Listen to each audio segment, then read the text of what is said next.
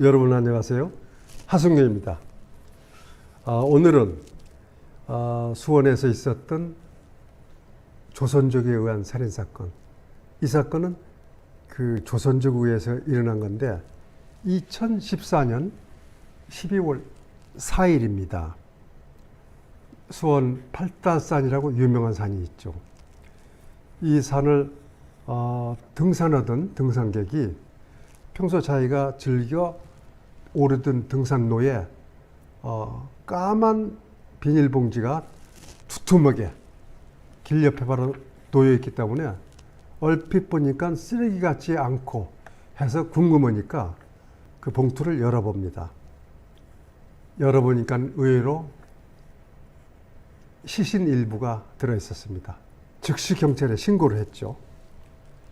신고를 받은 경찰은 현장에서 수거한 비닐봉투 속에 그 문제의 살점을 국과서에 보내는 한편 그 시신이 극히 일부이기 때문에 분명 또 다른 시신의 부분이 어디인가 있을 거다 해서 그 근처 가출자 또는 또 실종자들 그 신고를 접수된 신고를 확인하면서 전 경찰력이 동원해서 나머지 시신을 찾기 시작합니다. 무려 일주일 동안 근처 반경 8km 이내에 주로 의진 곳, 야산은 물론이고 개천이라든가 하천, 들녘, 물론 수원 시내 중심가에는 들이 없기 때문에 그러나 수원천이라고 있기 때문에 그 수원천 주변을 다 뒤지기 시작합니다. 결국 12월 1일 날 최초에 발견된 팔다산에서 나온 비닐봉지 발견 이후 12월 11일 날 수원시 매교동을 관통해서 흐르는 수원천이 있습니다. 그 수원천, 그 물 바로 가에 숲풀이 많이 우겨져 있는데 그 풀섭에 버려져 있는 나머지 비닐봉지 4개를 발견합니다. 그 4개 속에 역시 사람의 것으로 보이는 부분이 가득 채워 있었고, 이어서 그 다음날 그곳에서 멀지 않은 곳에서 2개를 더 발견해서 모두 6개를 발견합니다. 이 발견한 나머지 그 시신을 먼저 최초 보낸 국과서에 보낸 시신과 유전자 분석을 해보니 같은 사람이었습니다.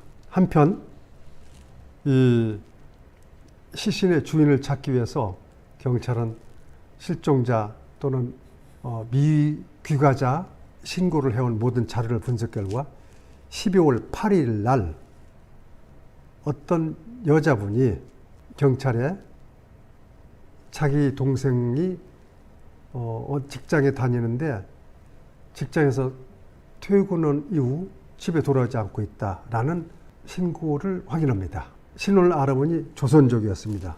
거기서 더 나아가 그 신고자는 그 언니인데 언니 이 얘기에 의하면은 자기 동생은 같은 조선족 남자인 박춘풍이라고 하는 사람과 동거를 하고 있었다는 사실까지 경찰에 이야기해 줍니다. 따라서 경찰은 사실상 박춘풍의 용의자로 보고 그 소재를 찾기 시작하면서 그 언니가 이야기한 동생이 이미 발견된 시신의 주인공인가를 확인하기 위해서 그 언니의 유전자를 채취해서 그 발견된 시신의 유전자와 비교를 해본 결과 맞습니다. 역시 자기 동생이었습니다. 이래서 경찰은 박춘풍을 사실상 용의자를 보고 소세 수사를 찾기 시작합니다만은 아는 사람이 하나도 없었습니다. 그런데 뜻밖에도 아주 중요한, 우연치 않게 중요한 제보가 입수됩니다.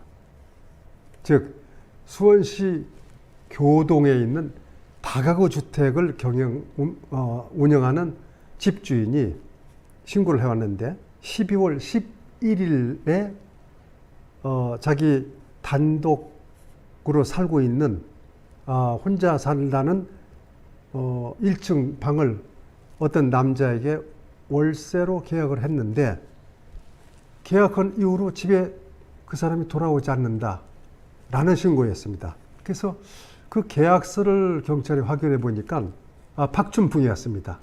그래서 경찰은 과학수사반을 동원해서 박춘풍이 일시 거주했던 그 방을 수색을 하기 시작합니다. 그 결과 화장실 벽뿐 아니라 화장실 구석구석에서 혈흔 반응이 나옵니다. 혈흔 반응이라고 하는 것은 경찰이 과학수사반에서 가지고 있는 특별한 화공약품이 있는데 그 약품을 분무기 형태로 뿌리게 되면 특히 사람의 피의 경우 형광물질이 드러납니다. 특히 불을 끄고 이 화공약품을 뿌렸을 경우 파랗게 피가 있었던 곳에는 형광 색깔이 밝게 빛납니다. 유독 다른 피에는 반응을 안 씁니다.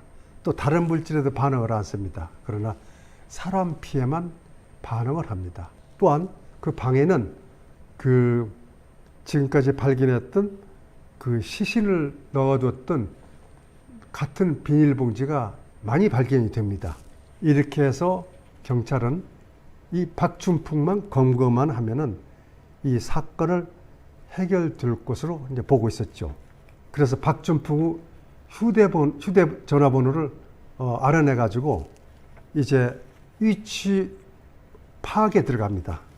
그 결과 12월 13일 즉 사건 발생 9일 되던 날 박춘풍의 휴대전화가 수원시 고등동 한 모텔 앞에서 뜹니다. 즉시 경찰이 출동하죠. 출동한 경찰은 박춘풍이 어느 조선족 여인과 함께 모텔에 투스커로 들어가는 현장에서 체포를 합니다. 체포된 박춘풍은 너무 증거가 뚜렷하기 때문에 부인하지 않고 모든 사실을 다 털어놨습니다. 2006년도에 위조 여권으로 한국을 찾습니다. 자기보다 10년 전에 미리 들어와서 한국인과 결혼해 살고 있는 여동생이 서울에 살고 있는데 그 여동생 앞으로 주소를 두고 그 주로 노동에 종사하면서 때로는 여동생이 한 달에 한 50만 원씩 용돈을 주는 걸 가지고 크게 어렵지 않게 살아가면서 박춘풍은 조선족 여인을 만납니다. 여인을 만나서 함께 돈 거는 과정에 아무런 직업도 없고 놀고 먹으면서 용돈을 요구하고 그런 데 비해서 그 피해자 여인은 같은 조선족이지만 사귀다가 보니 이 사람의 미래가 없다는 것을 알고 헤어지려고 합니다. 그러자 박춘풍은 그녀를 폭행도 하고 달래도 보기도 하고 그러다가 폭행이 무섭고 나중에 해를 입을 것 같은 이 피해자는 종족을 감춰버리죠. 그러자 박춘풍은 이 여인을 찾기 위해서 혈안이 됩니다.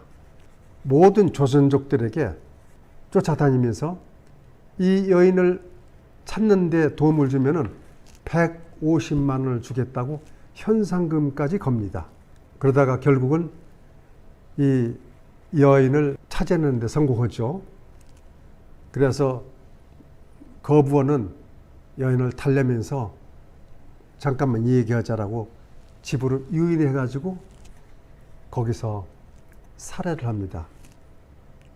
중요한 것은 박춘풍은 시신 훼손을 왜 했느냐라고 묻자 2년 전에 수원에서 있었던 살인사건 같은 조선족 오 씨에 의해서 이루어진 그 시신훼손 사건, 여러분들 잘 아시지만은 그 사건에서 힌트를 얻어가지고 죽여서 이렇게 시신을 훼손해서 버리면은 문제가 없겠구나라고 거기서 시신 훼손하는 방법을 배웠다는 얘기입니다. 그 결과 이 수원 경찰에서는 2년 만에 같은 유형의, 그것도 조선족에 의해서 이런 사건이 자꾸 발생하니까 이제 조선족에 대해서 치안 문제에 큰 획기적인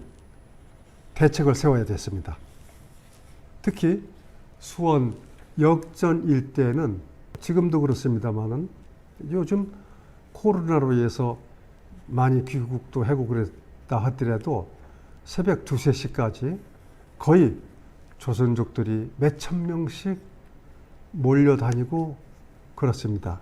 따라서 그 당시만 해도 조선족에 대한 특별한 관리 지침도 없고 그랬던 것을 계획적으로 이들을 관리 또 범죄 예방 대책을 세우기 시작합니다. 그래서 대조선족 특별 치안 대책을 강화하고 경찰력을 대폭 조선족 전담 경찰관으로 늘려가지고 배치를 합니다. 따라서 이들에 의해서 자기 동족들을 피해를 입히고 불법 체류하고 또 출국하는 경우가 많기 때문에 이걸 체계적으로 관리를 하게 됩니다. 박춘풍 사건 이후에는 이 지역에서 큰 강력 사건이 발생하지 않았습니다. 따라서 전국적으로 이 수원 사건으로 인해 경찰에서는 대외국인 치안 대책이 강화되고 그래서 이제 내국인에게도 크게 불안감이 좀 없어졌다 이렇게 봐도 됩니다. 따라서 조선족들도 지금은 지문 제출도 하는 등 출입국이 강화되지만 아직도 불법 체류자들이 상당수 있는 것으로 알고 있습니다만은 여러분들께서는 불법 체류자가 있는 경우는 가까운 경찰서에다가 꼭 신고를 해 주시기 바랍니다. 이상 이 조선족들에 의해서 2년 만에 수원에서 2건의 엽기적인 사건이 있었다는 점, 그리고 다행히도 박춘풍 사건 이후에는 수원 지역 또는 경기 지역에서 이런 조선족에 의한 큰 강력 사건이 발생하지 않는다는 점을 위안으로 여러분에게 말씀드렸습니다. 여기까지 말씀드렸습니다. 감사합니다.